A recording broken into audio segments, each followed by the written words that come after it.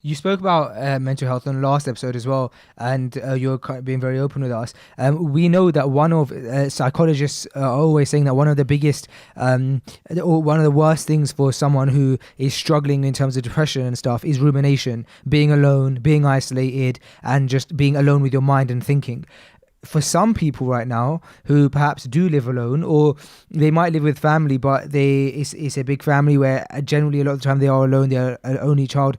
Rumination might be the only thing that seems like the only thing to do. How does that person ensure strong mental health at this time? Surely it's impossible. Well, yeah, for me, I have a double-sided, kind of a two-sided approach opinion on that. And of course, it's just an opinion. I'm no expert at anything except I can be an expert in certain situations because I've been through them. I Hmm. know what it's like.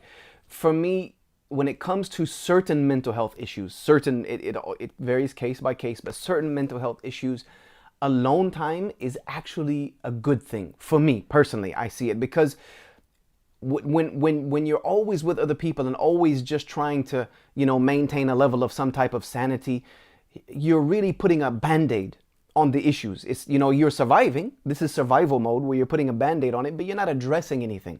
When you're alone, you have to face yourself. You understand? And at some point, when it comes to mental disorders, as long as those mental disorders are not chemically based, as far as like bipolarism or schizophrenia, those are chemical based disorders that need professional attention. You can't just will those away.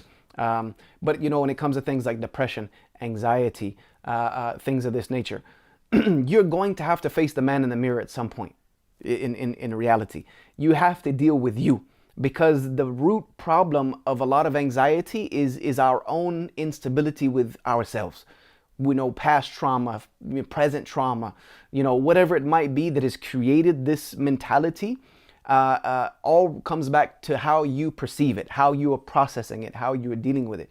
So at some point, you're going to have to spend some time with yourself, reflecting, thinking, what has brought me to this case? Because I myself, when I dealt with serious anxiety and panic disorder that overtook my life, yes, I went to see a therapist and talked. That helped a lot. But what helped more than that was going home and processing that by myself, processing that information and deciding what I'm going to do with it to overcome this.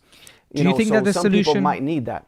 Do you think that the solution is subjective in that I know the type of person that you are, and you are very kind of strong-headed by yourself, and you like to have your alone time. I find myself being the opposite in that when I'm in that zone, I feel like I need to have a conversation with someone.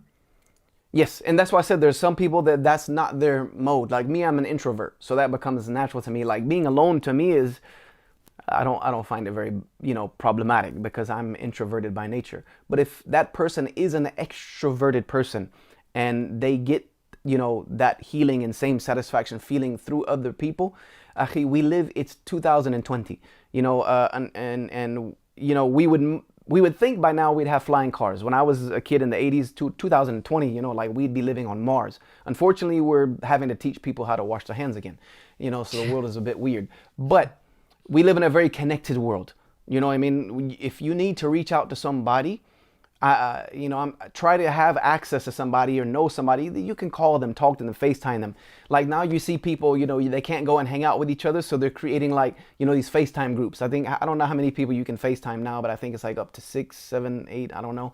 On Skype, you can create, all kinds of craziness. GoToMeeting, Google Meeting. People are having like virtual gatherings, parties, as you say, online. You could set up your laptop, a friend of yours, go on to Google Meetings, go on to FaceTime, hang out with each other. You don't always have to be physically present. We live in that connected world. You don't have to be physically present to have that connection.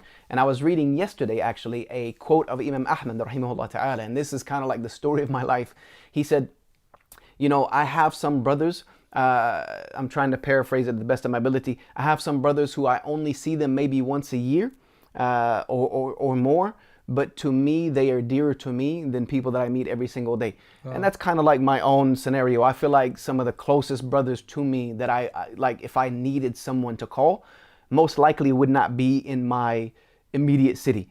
Because in my immediate city, I'm Yusha Evans. People don't really get close to me. People kind of keep a bubble distance. We talked about this in another episode.